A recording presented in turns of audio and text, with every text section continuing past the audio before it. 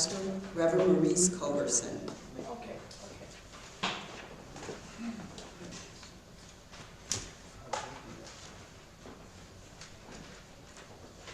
Good morning. Good morning.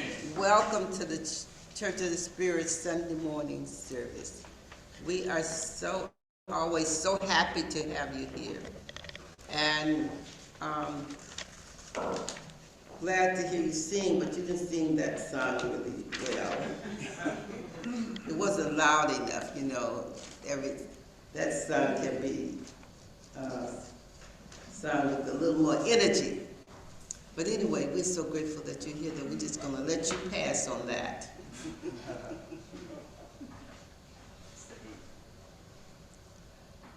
A setback can really be a setup for new things to come. A setback can be really a setup for new things to come. Tell you a story. There was this man, he had this job with Google. You know, everybody wants a job with Google, making that money. And he got that job right after the pandemic was over last year. And he was really happy. And then Google started making, as every other company, they tried to make this transformation, and they decided that they would do something differently. So they let him go. So he was really upset, really upset. And so as we talked, I tried to calm him down and say, there's something better coming. Google, everybody thinks Google is like the world. That's the best thing could happen to me in life, in that tech community. But then, sometimes you think what's the best thing can happen to you, and you find something else that happens later better. So later he worked with a friend, and he started his own company. And it was a struggle, but then he's doing well now. Really well, and he's glad to be there. He's his own boss, starts his own time, and not stressed out and have few contracts. And this is a client of mine in New York. But I tell you, the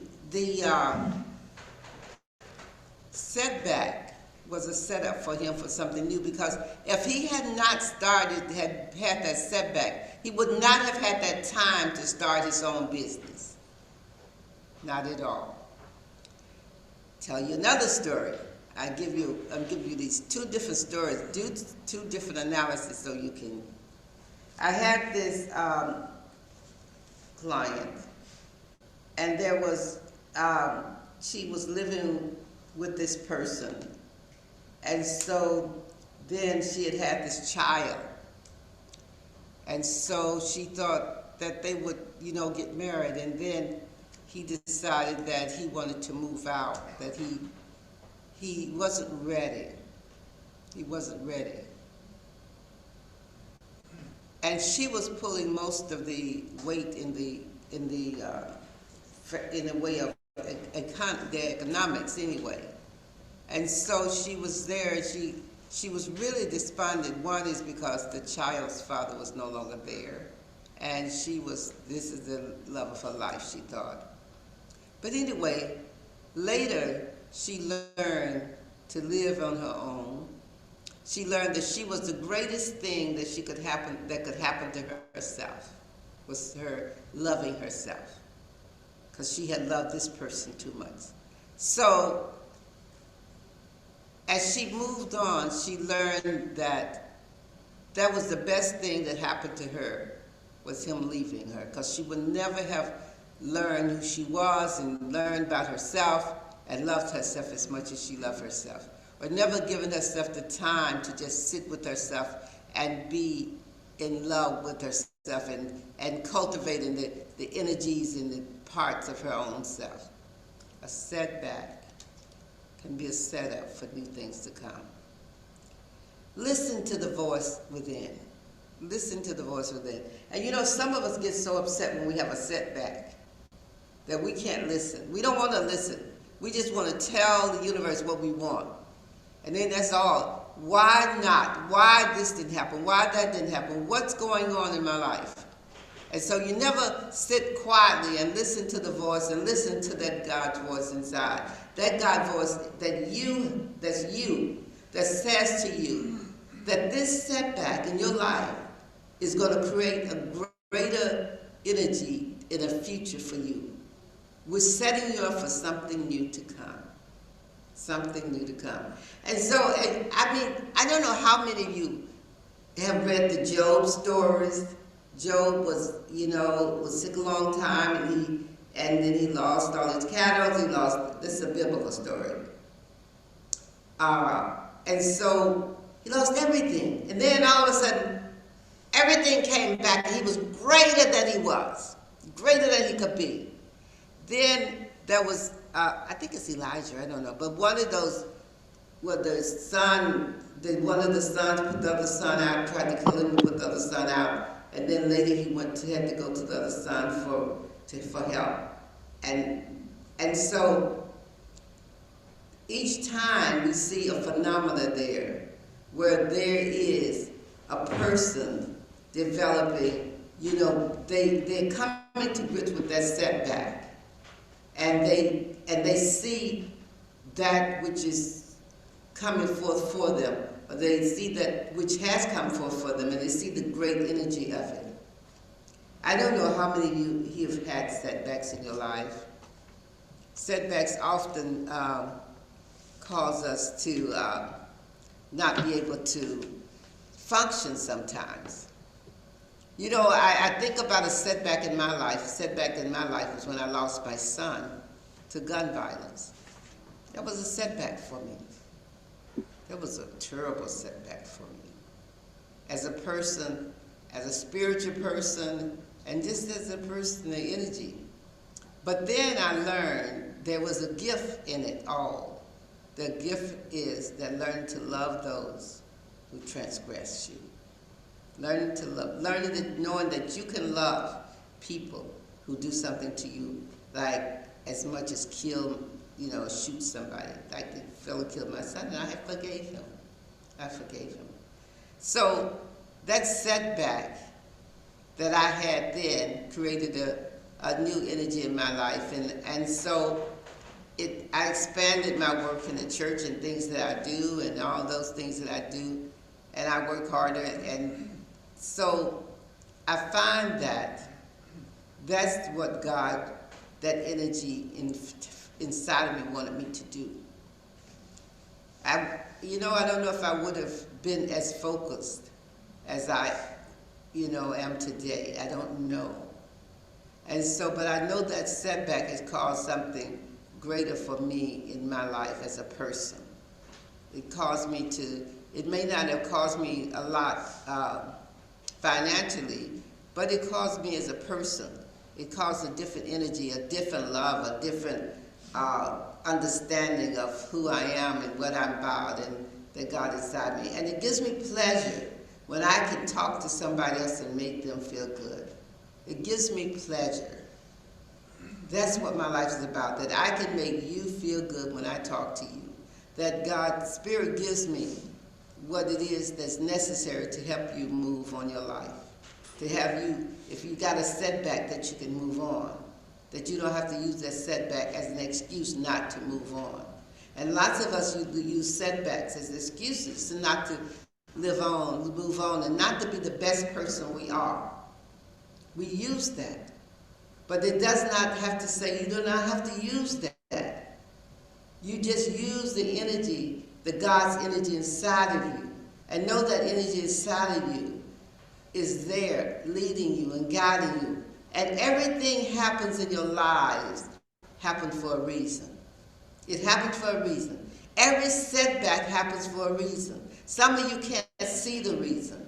You can't think about the reason. Someone's taken from you, and it sets you back, and you think about, why was that person taken from me at this time? Why did that person have to die or make the transition? What is it? And so you see that setback as a momentous thing in your life that causes you stress and causes your energy not flow, But I tell you, if you look at it, one day the depth of it can be devastating. But the next day if you look at it in time, you'll see that you can close your eyes and you can smile and say, even though it happened and it caused me stress and it caused me anxiety, and I wish it had not happened because it left a void in my life. But what that void in my life has created another energy within me, an energy of doing something else. Some people become different people. They give up what they do and they help people instead of, they find that money isn't everything when they have that setback and they lose that job with all that making all that money. It creates a void in their life. I have a friend and she calls me all the time. She was once working for a big tech company. She'd make a lot of money. She made a lot of money a long time ago. And she got ill and some other things happened to her. She got ill and she calls me, she say that, she does, I say, well, this is a job. She said, it's no money. She would rather not make a little money than to make, because she can't make a lot of money, the money that she made a long time ago. But she never has found the setback to be a new journey for her. She never has found that setback to be a new journey. And that's unfortunate. That's very unfortunate. And I can't tell her because she doesn't listen. She doesn't listen. And it's always an excuse. It's always an excuse. So we need to, when we have setbacks, we need to stop making excuses and make decisions about our journey and know that what it is, and ask the voice within, why? Why on this journey? What are the positives of the setback? And then sit and write the positives of the setback that you're having. Why did this happen to me? Spiritualism teaches us that this is a journey here on this earth plane. And then when we leave, we got another journey in the spirit world. But in order to, when we leave here, we want to make sure that we've done enough here, that when we get to the spirit world, we're not a captive of all the negativity that we house. We're not a captive of a person that we are not, we're not being positive. We're not a captive like that. We're flown and move because we are positive and we understand who we are and we understand who we're about. But we still have to grow. But we don't want to grow with negativity. We want to be positive. When you on this earth plane, you can look at all the negatives, but you need to look at all the possibilities when you have setbacks. What are all the possibilities of life? What are the possibilities of this? What are the possibilities of my losing this or losing that? What are the possibilities? What is out there for me? And I have some of my friends, I talk about the possibilities. They talk about, Marrice, I've been here single a long time, and I haven't found a possibility. So that's what they say. But sometimes when you have that block and you say that you haven't found a possibility, the possibility is not going to come. Or you can't see the possibilities because you're so blind. You are so blind you cannot see the possibilities. But I say to you this morning that every one of you have possibilities. Because all of us in this church have had setbacks. If you haven't had a setback, raise your hand today for me. I want to see you. And I want to talk to you. All of us have had some type of setbacks in our lives. This road, what is this? What do they call it? The road that goes all the way to Mississippi from here? Is it I-55 or I-55? I think it's 55. Goes all the way to Mississippi. And at some point, you got to stop for gas on that road or something. And so this road, this journey we're on, this spiritual journey, at some point you have to stop and say, who am I?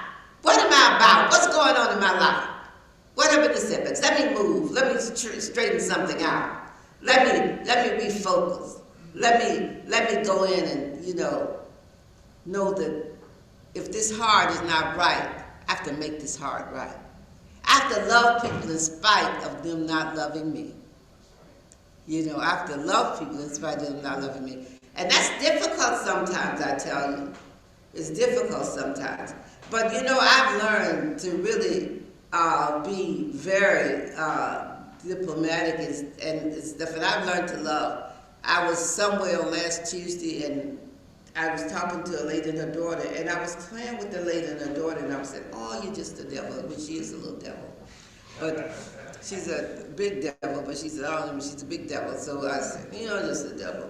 And I was kidding though about it. I was teasing because she didn't vote like she was supposed to have voted, and she lied to me. So I said that to her, and then her mother said, "Oh, I wouldn't call anybody a devil. That's not a good thing. And she's not a devil." And she was standing there just laughing at her daughter. So I said to them, I stood up, and I said, "I'm sorry I called your daughter a devil. I'm sorry I called you a devil. You're not a devil." And I walked away. I said, I'm not going to let this derail my day. If they need me to say I'm sorry, and I am sorry. If they upset them, anyway, I am sorry. I'm going to let it go. But you know what? I've learned when something like that happens, you learn a big lesson. I've cut that relationship off. I'm going to talk to them, but I cut the relationship off. Because I have to understand that, people will put you in a position to make you feel bad because they want to feel good. When they knew I was playing with them, the daughter knew I was playing because she was just laughing. But the thing is, you have to know where people are. And so you learn lessons from those things. Like I learned the lesson from that. It didn't flow me, but I learned the lesson. So I tell you this morning that the energy of the Spirit is in this place.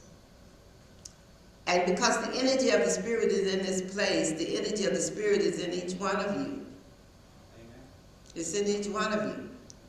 You could just look at the person behind you or in front of you, and you'll feel if you're in the right mindset now. You got to be in the right mindset. If you're in the right mindset, you can feel that little tinge of love. There's something that you feel if you're in the right mindset. So I say to you this morning, know that anytime you stay on this earth plane in the physical, you're going to have some setbacks. It's how you look at the setbacks that is the problem. And those setbacks are preparing you for all the great things that you have. It's setting you up for those big things that you're going to have. And I see all the great things for all of you up in this church today, because you're letting those setbacks not determine your day or your hour or your year or your life, but you're saying that I am in control. Bless you so much.